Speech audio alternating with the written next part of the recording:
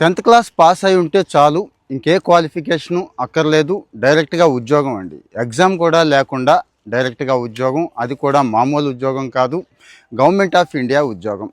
తపాలా శాఖలోనండి. అంటే ఇండియా పోస్ట్లో ఉద్యోగాలు అయితే ఇప్పుడు నోటిఫికేషన్ వచ్చేసింది. 1-6 ఉద్యోగాలకైతే ఇంత బిల్డప్ అక్కర్లేదు, కానీ 21,413 ఉద్యోగాలు దేశవ్యాప్తంగా ఉన్నాయి. 1,200 పైన ఉద్యోగాలు ఆంధ్రాలో, 1,100 దాకా తెలంగాణలో కూడా ఈ ఉద్యోగాలు ఉన్నాయి. నోటిఫికేషన్ అయితే వచ్చేసిందండి. అయితే ఇక్కడ చిన్న కండిషన్ ఉంది.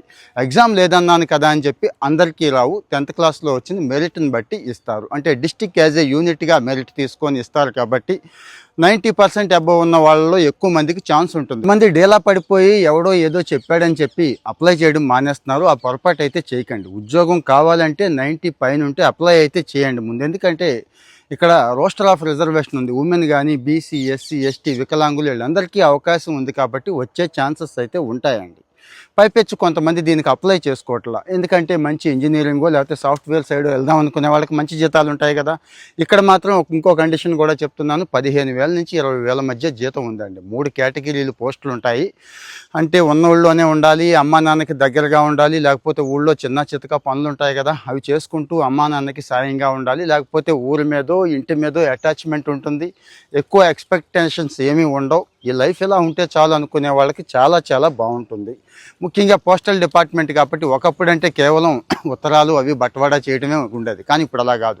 పోస్టల్ పేమెంట్ బ్యాంక్ దగ్గర నుంచి ఆధార్ సర్వీసెస్ దగ్గర నుంచి చాలా వచ్చేసినాయి కదండి. అంటే మంచి సర్వీస్ ఇచ్చే అవకాశం, జనాలకి సేవ చేసే అవకాశం కూడా ఇక్కడ ఉంది. కానీ కొంతమంది చేస్తున్న పొరపాటు ఏంటంటే ఏ కేటగిరీని అప్లై చేసుకోవాలో తెలియట్లేదండి. 3 పోస్టులు ఉన్నాయి ఇందులో, 3 10th క్లాస్ మీదే, కానీ తెలియదు పాపం.